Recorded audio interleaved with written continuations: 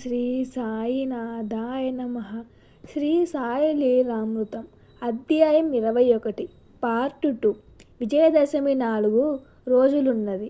సాయి ఆనాడు నందు మార్వాడి భార్యతో ద్వారకామాయిలోని చావడిలోనూ ఉండాలంటే నాకేమీ బాగుండలేదు. నేను బూటివాడకు పోతాను, అక్కడ నాకు పెద్ద వారు సేవలు చేస్తుంటారు అన్నారు. బాబా 2 రోజులకు సమాధి చెందుతారనగా భక్తులతో మీరెవరూ శోకించకూడదు అని హెచ్చరిస్తున్నారు.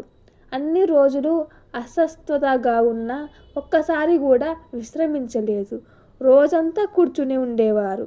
అక్టోబర్ 15, 1918 విజయదశమి తెల్లవారేసరికి బాబా చాలా బలహీనంగా ఉన్నారు. ఆయన దర్శనానికి వస్తున్న భక్తులకు ఆదర్శిస్తూనే ఉన్నారు.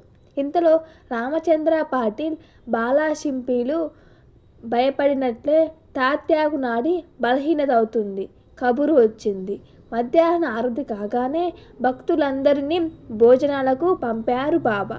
శ్రీమతి లక్ష్మీబాయి, బాగోజీ భయ్యాజీ, అప్పాకోతే పాటిల్, బాలాశింషి, నిమోన్కర్, శ్యామాలు మాత్రం ఆయన దగ్గర ఉండిపోయారు. అప్పుడు బాబా నాకిక్కడ ఏమీ బాగలేదు, ఆ దగదివాడ రాత్రి మేడ అంటూ బూటివాడకు తీసుకుపోండి, అక్కడ నాకు సుఖంగా ఉంటుంది అన్నారు.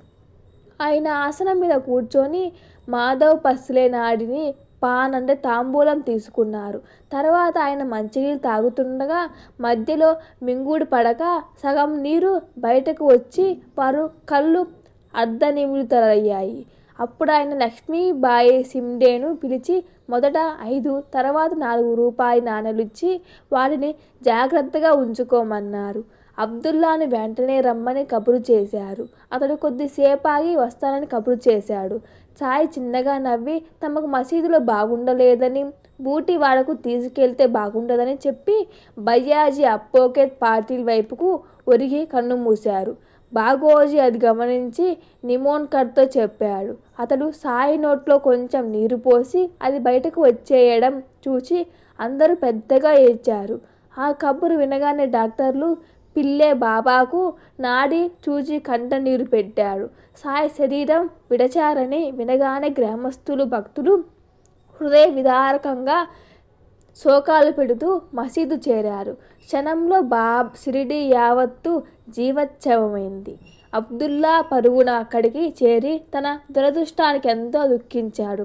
భక్తులు నమస్కరించుకోవడానికి వీలుగా బాబా శరీరాన్ని కూర్చోబెట్టారు. అక్కడెందరో భక్తులు చేరారంటే ఆ రద్దీలో సుమారు 5 గంటల సేపు నాకు బాబా దేహాన్ని చూచే అవకాశం కలుగలేదు అంటారు నృపతి పాటిల్. బాబా శరీరం మీద లెక్కలేనన్ని పూలమాలలు రాసులుగా పువ్వులు వేస్తున్నారు. ఎప్పుడు భయము దుఃఖము ఎరుగని నానావల్లి కూడా ఆ రోజు కన్నీరు తుడుచుకుంటూ కొద్దిసేపు అక్కడ నిలబడి తర్వాత మారుతి ఆలయానికి వెళ్ళిపోయాడు. అప్పటి నుండి 13 రోజుల పాటు ఓ మామ, నీవు లేక నేను బతుకలేను, నేను వచ్చేస్తాను అని శోకాలు పెడుతూ అన్నపానీయాలు కూడా మాని సమాధి చెందాడు. మరో చిత్రం. సాయి నిర్యాణమైన కొద్ది గంటల్లోనే తాత్య ఆరోగ్యం బాగుపడింది. సాయి కోరికను అనుసరించి వారి దేహాన్ని బూటివాడలో సమాధి చేయడానికి భక్తులు సిద్ధం చేస్తున్నారు. ఇంతలో కుషాల్ చంద్ ఆధిపత్యాన కొందరు ముస్లింలు తమ మతానుసారం ఆ దేహాన్ని ఆరుబయట సమాధి చేయాలని పట్టుబట్టడంతో భక్తులలో వివాదం చెలరేగి ఎంతకూ తెగలేదు. చివరికి ఎక్కువ మంది భక్తులు ఎలా కోరితే అలా చేయాలని పెద్దలు 2 పక్షాల వారి సంతకాలు, వేలిముద్రలు సేకరిస్తూ సాయి సంకల్పమే నెగ్గింది. బూటివాడలో మురళీధరుని విగ్రహ ప్రతిష్టకను ఏర్పరచిన వేదిక క్రింద సాయి దేహాన్ని 17వ తేదీన సమాధి చేసి దానిపై వారు పటముంచారు. అంత్యక్రియలలో బాలాబాటే ప్రధాన పాత్ర వహించాడు. సాయికి గురుప్రసాదంగా లభించిన ఇటుక విరిగింది కదా, దాని ముక్కలు 2 కలిపి వెండి తీగతో కట్టి సమాధిలో బాబా తల క్రింద ఉంచారు. అలానే బాబా దగ్గర ఎప్పుడు ఒక చిన్న మూట ఉండేది. ఆయన దాన్ని ఎప్పుడు ఎవరిని ముట్టుకొనిచ్చేవారు కాదు. వారు మహాసమాధి చెందాక చూస్తే అందులో వారికి కాచిరం ఏనాడో సమర్పించిన ఆకుపచ్చని పాత కఫ్ని, టోఫీ ఉన్నాయి. దానిని కూడా సమాధిలో ఉంచారు. ఆ రోజున భక్తులు 2400 పోగు చేసి భారీ ఎత్తున అన్న సంతర్పణ చేశారు. బూటివాడలో తమను పెద్దలు సేవిస్తున్నారన్నారు బాబా. పెద్దలంటే శ్రీమంతులను తలచినట్లయితే బూటి కంటే పెద్దలెవరుంటారు? మురళీధరుని కానీ నిర్మించిన మందిరంలోనే బాబా దేహాన్ని సమాధి చేయడం కంటే ఘనమైన సత్కారం ఏమున్నది? ఈనాటి కోటీశ్వరులందరూ షిరిడీ వైభవంగా ఉత్సవాలు చేస్తున్నారు. కానీ ధనానికి సాయి దృష్టిలో ధాన్యపు గింజకున్నంత విలువ కూడా లేదు. కనుక పెద్దలంటే మహాత్ములని వారి భావం. రానున్న సాయి నిర్మాణాన్ని షంసుద్దీన్, బన్నేమియా వంటి యోగులు ముందుగానే ఇస్లాం పద్ధతిలో గౌరవించారు. అలానే ఖండేష్లో శ్రీ గురు గోవిందులనే మహాత్ముడుండేవారు. వీరు సాయికి గురుబంధువు అనే వినికిడి. వీరికి 12 నుంచి 1918 తీవ్రంగా జ్వరం వచ్చింది. విజయదశమి నాడు భక్తులతో ఆయన నేడు సాయి అనే దివ్యజ్యోతి చంద్రునిలో లీనం కాబోతున్నది అన్నారు. భక్తుడు మదన్ పాటిల్ తనకు తెలిసిన సాయి భక్తులందరికీ వెంటనే ఆ విషయం తెలిపాడు. సాయి సమాధి చెందారని వినగానే శ్రీ గురు గోవిందులు తమ శిష్యులందరినీ స్నానం చేయమన్నారు. ఈయన బాబాను ఆ గురుచంద్రుడు అనేవారు. ఎందరికో దైవ స్వరూపాలుగా పూజింపబడిన మోహర్ బాబా, సాయి ముక్తానంద్, గణేష్ పూరి వంటి ప్రముఖ సాధువులందరూ సాయి సమాధిని దర్శించారు. స్వామి పూర్వానంద శ్రీశైలం గారితో వారి గురువు రాకిడి బాబా షిరిడీలో ఒక సప్తాహం సాయిని సేవించి ఆయన ప్రేరేపించిన చోట ఆశ్రమవాసి ఉండు అని ఆదేశించాడు. ఇంకెందరో మహాత్ములు షిరిడీ రాకున్నా సాయిని సేవిస్తూనే ఉన్నారు. పెద్ద వారు తాము సేవిస్తుంటారని శ్రీ సాయి చెప్పినది ఈ విషయమే. శరీరమే తామని భ్రమించే పామరులకు జనన మరణాలుంటాయి. మృత్యువుపై విజయం సాధించిన వారే మహాత్ములు. సాయి సశరీరులుగా ఉన్నప్పుడే మనలా శరీర పరిమితులుగా ఎన్నడూ లేడు. అన్ని రూపాల్లో ఉన్న పరమాత్మగా జీవించారు. అలాంటి వారికి మరణమెల సంభవం? భౌతిక శరీరంతో ఉన్నప్పుడే మృత్యువుపై సాయి విజయంతో ఇదెంత సత్యమో భక్తులకు ఒకసారి చూచారు. ఆగస్టు 13, 1886న సాయి తీవ్రమైన ఉబ్బసంతో బాధపడ్డారు. రాత్రి 10 గంటలకు మహల్సాపతి, నేను అల్లాహ్ వద్దకు వెళ్తున్నాను, వస్తే 3 రోజుల్లో వస్తాను, అలా రాకుంటే శరీరాన్ని ఆరుబయట పాతిపెట్టి గుర్తుగా 2 జెండాలు పాతు అని చెప్పి అతని వడిలో ఒరిగిపోయారు. శ్వాస నాడి నిలిచిపోయాయి. సాయి మరణించారని తలచి జనం గుమ్మిగూడారు. ఆ ఊరి కరణం పంచాయతీ కూడా జరిపించాడు. శవాన్నిగా ఎక్కువ సమయం మించగా అంత్యక్రియలు చేయాలని గ్రామస్తులు తొందర చేశారు. కానీ మహల్సాపతి పట్టుబట్టి 3 రోజులు సాయి తన ఒడిలో ఉంచుకొని కూర్చున్నాడు. మరో వంక అంత్యక్రియలు తమ మతానుసారం చేయాలని హిందువులు, ముస్లింలు పట్టుబట్టారు. ఘర్షణ తప్పదనుకొని పక్క గ్రామ వారు తమ పక్షాలను బలపరుచుకోవాలని షిరిడీ చేరుకున్నారు. గ్రామాధికారికి దిక్కుతోచక పోలీస్ పటేల్ ద్వారా అహ్మద్ నగర్ జిల్లా కలెక్టర్ను కబురు చేశారు. విదేశీయులమైన మేం చేసిన ప్రజల ఉద్రిక్తులు అవుతారు. గ్రామ పెద్దలు ఎలాగో చక్కబెట్టండి, కానీ సాయి తిరిగి బతికితే నాకు తెలుపండి, దర్శిస్తాను. క్రీస్తు తప్ప మరెవరు మరణించక తిరిగి జీవించలేదు అన్నాడు కలెక్టర్. గ్రామ పెద్దలు ఆ సంగతి ప్రజలకు తెలిపాక యుక్తిగా కలెక్టర్ ఏ క్షణానైనా వచ్చి తగు చర్య తీసుకుంటారని, ఈలోగా త్వరపడి ఏమైనా చేస్తే శిక్షిస్తారని చెప్పారు. ఆగస్టు 16, 1886 తెల్లవారుజామున 3 గంటలకు శరీరంలో నాడీ శ్వాస ప్రారంభమైన కొద్దిసేపట్లో సాయి లేచారు. భక్తుల సంతోషం, ప్రజల ఆశ్చర్యం వర్ణనాతీతం. శ్యామ మాత్రం ఆయనను, దేవా ఎక్కడికి పోయావు, ఏం చేశావు అని అడిగాడు. బాబా నవ్వి, అల్లాహ్ వద్దకెళ్ళాను. మొదట నేను తిరిగి రాదలుచుకోలేదు, కానీ అల్లాహ్ నీవు చేయవలసినది ఎంతో ఉన్నది.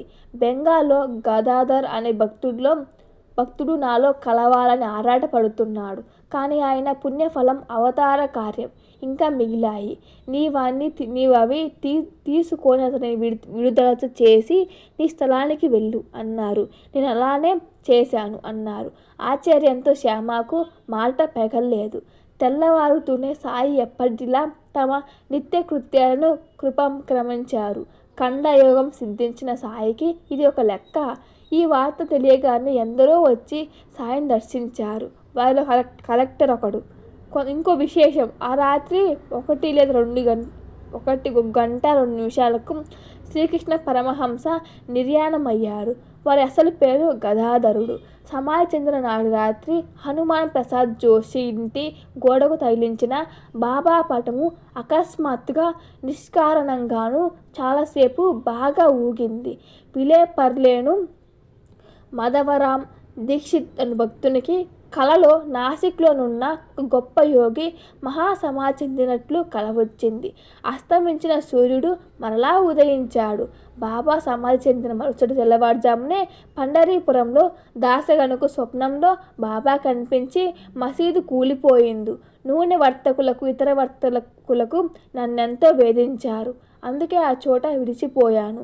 ఆ విషయం చెప్పడానికే వచ్చాను. నీవు త్వరగా వెళ్ళి నా సమాధిని పూలతో కప్పు అన్నారు. తెల్లవారి షిరిడీ నుంచి జాబురానే వచ్చింది. అతని వెంటనే శిష్యులతో షిరిడీ చేరి సమాధి పూజ, ఏకాహము, అన్నదానము చేశాడు. సాయి ఆ రోజు ఉదయం లక్ష్మణ్ మామ్ జోషికి స్వప్నంలో కనిపించి, నేను మరణించాననుకొని ఈ రోజు జోగ్ ఆరతి ఇవ్వడానికి రాడు, నీవు వచ్చి పూజ ఆరతి చెయ్యి అని చెప్పారు. అతడు వెంటనే వెళ్ళి సాయి దేహానికి ఆ సేవ జరిపించాడు.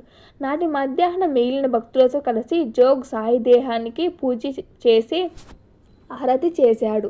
బాబా చేతి తెరచి దక్షిణ అందులో పెట్టాడు. సమాధి అయిన 21 గంటల తర్వాత కూడా సాయి వేళ్ళు బిగిసిపోకుండా సులువుగా తెరుచుకున్నాయి. మళ్ళీ మూసుకున్నాయి. దశమి నాటి రాత్రంతా బూటీవాడలో సమాధి తవ్వుతున్నారు.